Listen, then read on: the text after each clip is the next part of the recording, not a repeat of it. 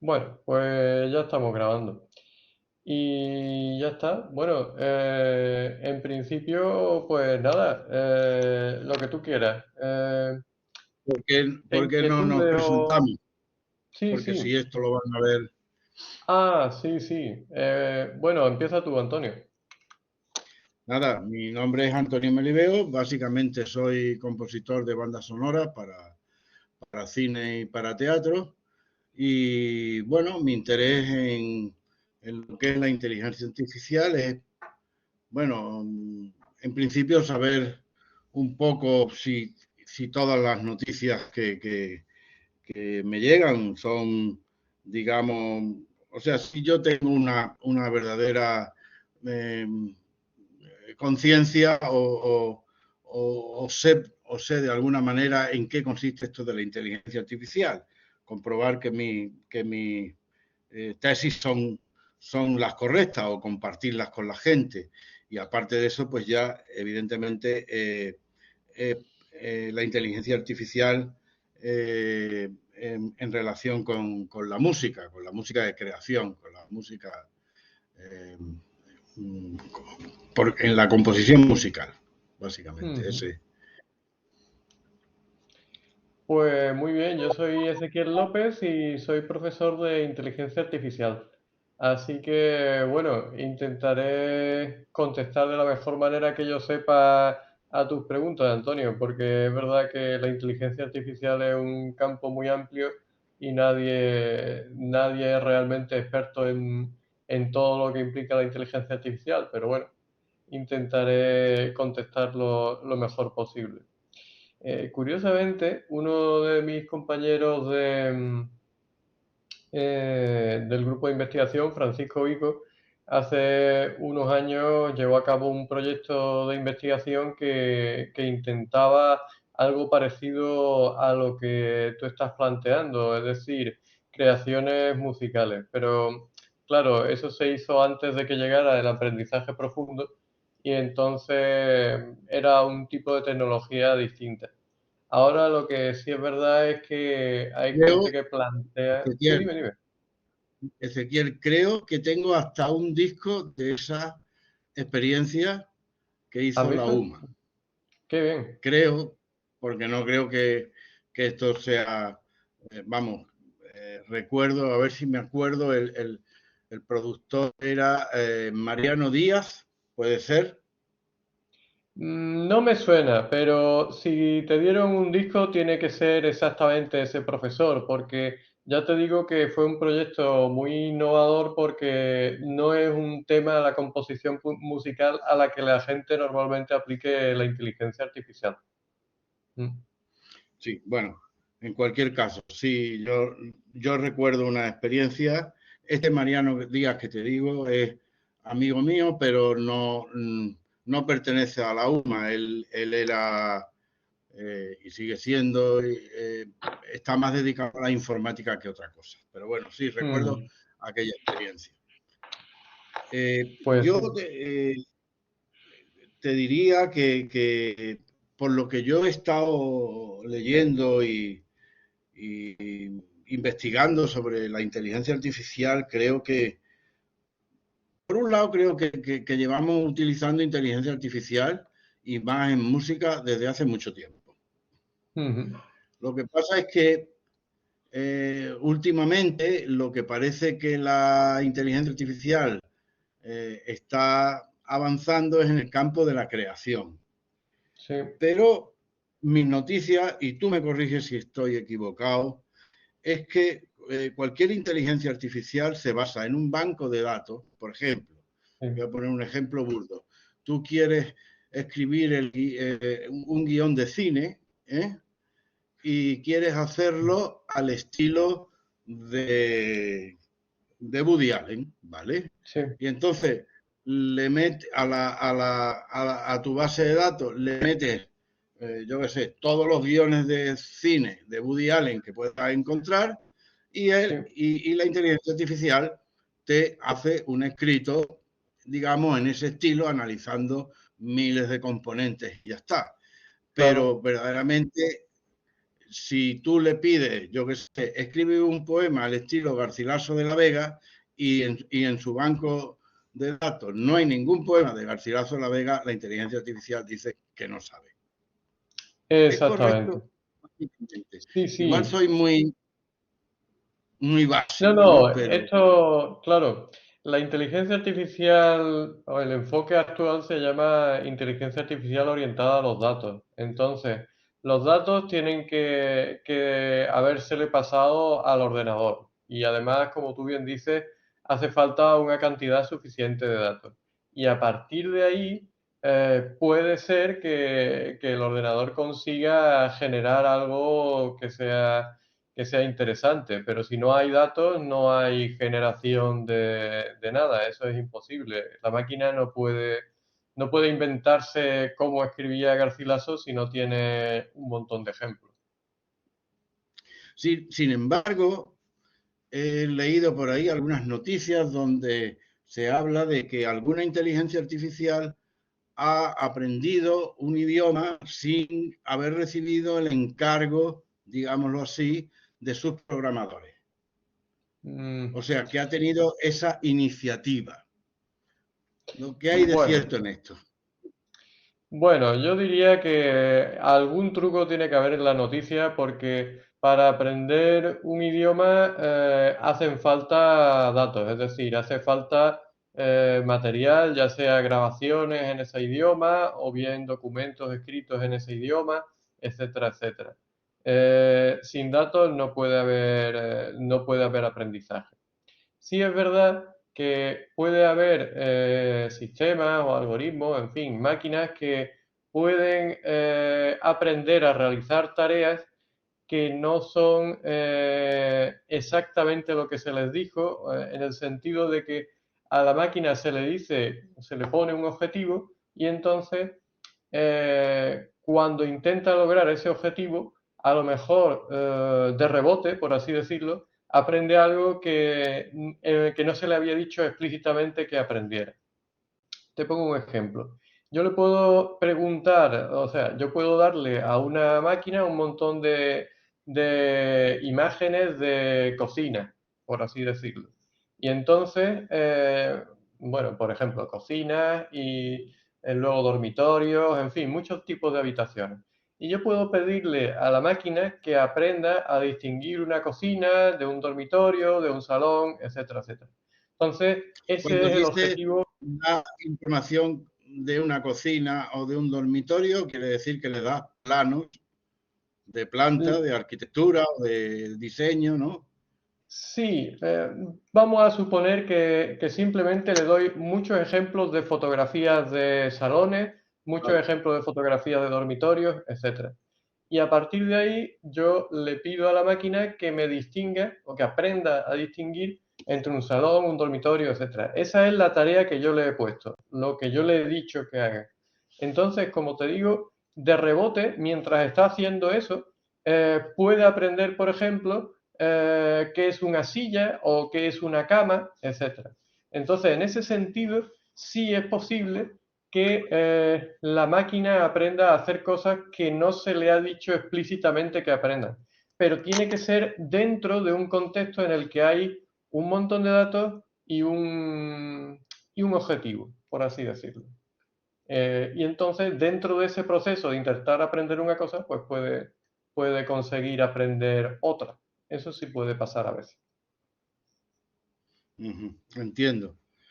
Entonces, eso aplicado a la música significa que, o puede significar que, digamos, queremos hacer una composición al estilo de Beethoven y bueno, y dentro de eso eh, le metemos cantidad de partituras del genio de la música de Beethoven, pero también le metemos otras partituras de contemporáneos de Beethoven. Y entonces Ujú, la máquina hace una composición sin que nadie se le vaya encargado, ¿no? claro. Sobre de una música, digamos, del estilo de ese periodo, no ya Mm, tanto de Beethoven como aunando modos estéticos y modos de composición de otros autores de esa época, ¿no? Sí, te podría aprender pues rasgos que sean característicos o bien de Beethoven o bien que sean comunes de la época en la que él compuso. Entonces, dentro de esa tarea de aprender a componer obras al estilo de Beethoven, pues a lo mejor te aprende pues, algún rasgo concreto que sea común a varias obras de Beethoven. Eso sí podría pasar, pero siempre, como hemos dicho, partiendo de un repertorio de obras de Beethoven que se le da a la máquina para que aprenda a imitarlas, por así decirlo. Claro, y ahora, digamos, siguiendo tu ejemplo, a la inteligencia artificial le damos una serie de fotografías de dormitorios, de salones, de cocinas, etcétera, etcétera, ¿no? Sí. Y claro, la inteligencia artificial, pues puede componer el mobiliario de de una estancia a la que le demos las medidas que sean y combinando los elementos que tiene que son fotográficos, pues diseña, por así decirlo, diseña un nuevo mobiliario para ese espacio que le hemos dado. Eso en música significaría que nosotros, en nuestro ejemplo, le damos partituras Sí.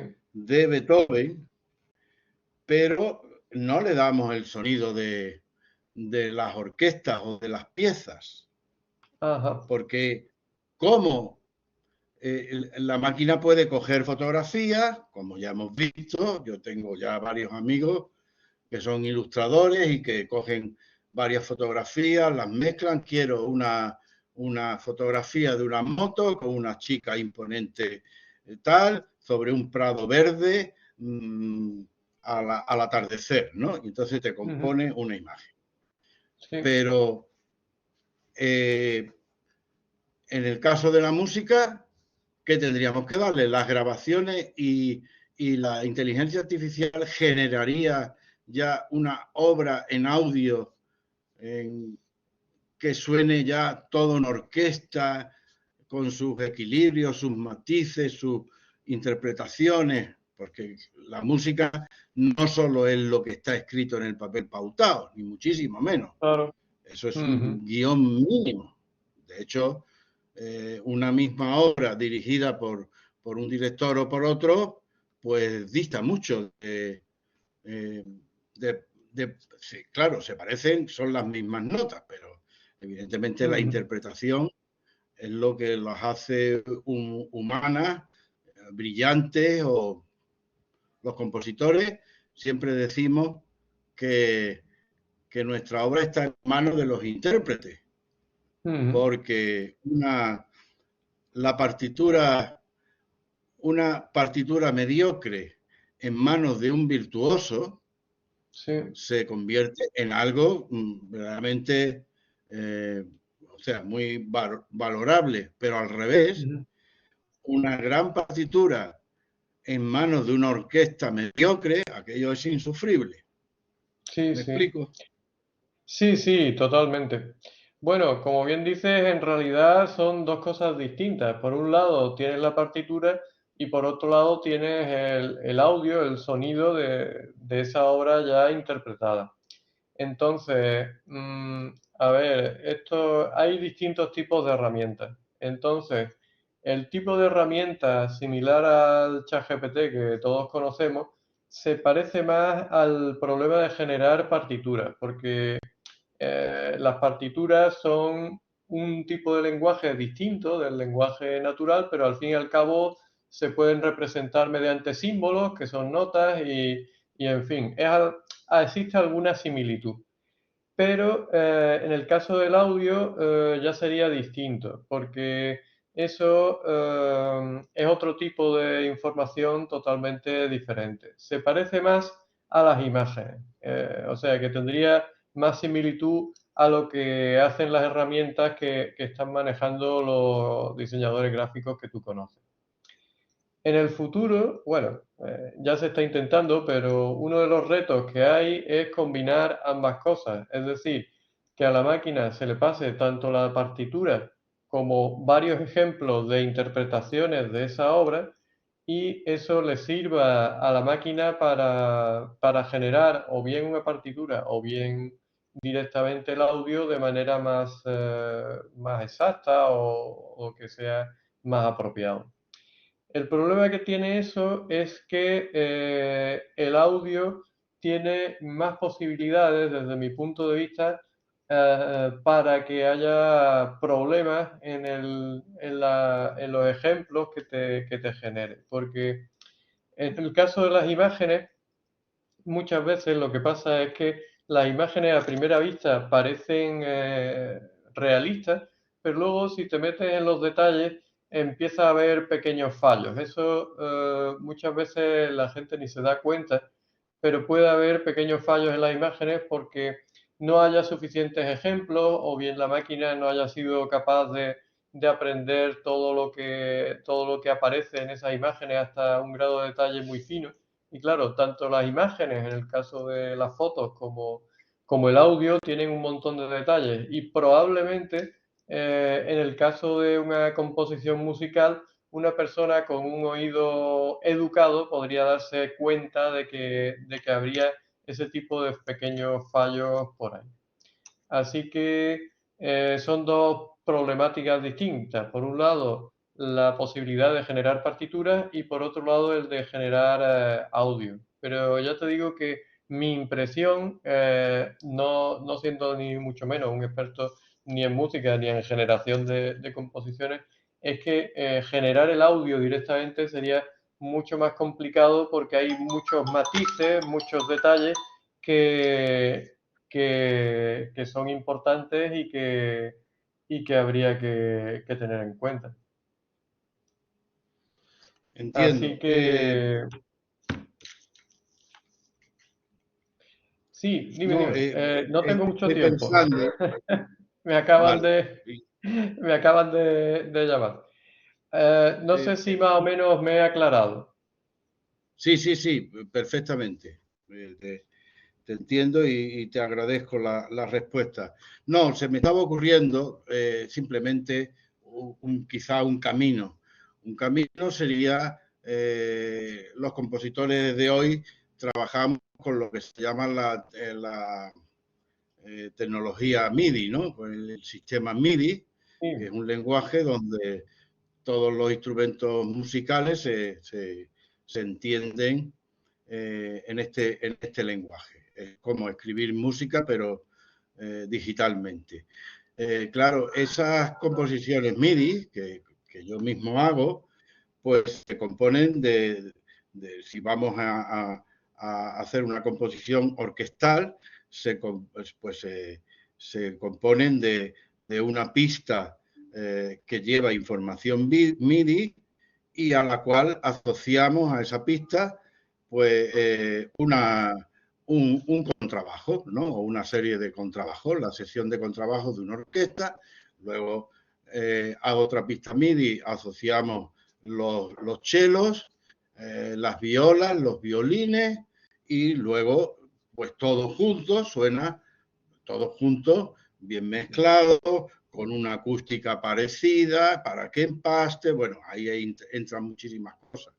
Quizás a ese interface MIDI es lo que habría que darle a la inteligencia artificial y decirle, compón una composición musical donde el sonido de los chelos está en esta librería Ujú. y tal, y así vamos haciendo las diferentes sesiones de una orquesta. O sea, enseñar a la máquina, en definitiva, a utilizar ese lenguaje MIDI por el cual se conectan todos los instrumentos de una orquesta o aunque no sea de una orquesta. En librería los músicos tenemos cantidad de instrumentos, por no decir todos los instrumentos del mundo. Incluso podemos hacer cantar a un perro, si te digo, incluso con voces humanas, incluso podemos imitar frases y vocalizaciones de todo esto. Quizás Pues eso sí. sería el paso para que la inteligencia artificial compusiera música de una manera que pudiera trasladarse al audio. Claro, sí, esa sería una vía, efectivamente. Sería como una manera intermedia de no generar directamente el audio, sino de tener un lenguaje que esté más próximo a lo que es la interpretación musical. Habiendo suficientes ejemplos, en teoría sería posible enseñar a la máquina a hacer eso, como tú bien dices, a generar ya directamente esa composición con ese formato MIDI. Y por último, pues yo te quiero plantear otro problema, porque ya he escuchado mucha polémica y hay mucho debate sobre verdaderamente a quién corresponden los Ujú. derechos de autor sobre una obra, sea literaria, sea musical, etcétera, etcétera. Porque claro, digamos que este debate sobre inteligencia artificial a nivel europeo, pues ya ha chocado con ciertas, bueno, Sí, ciertos obstáculos jurídicos, porque verdaderamente una máquina no puede ser autora, no se le puede reconocer la autoría de algo. ¿Qué me puedes decir claro. de Ujú. esto? A ver, aquí también yo debo reconocer que no soy experto en derecho, pero lo que sí parece claro es que el responsable de lo que hace la máquina debe ser pues la persona que posee la máquina y que la ha programado para que haga algo. Entonces, probablemente si, vamos, me imagino que este es un campo inexplorado, probablemente si alguien quiere registrar una composición creada por una máquina, pues tendrá que demostrar que él posee la máquina que ha generado esa composición y que quiere registrarla. Ahora bien, como tú bien has señalado, eso puede chocar con los derechos de autor de las composiciones que se hayan utilizado como ejemplo para que esa máquina aprenda.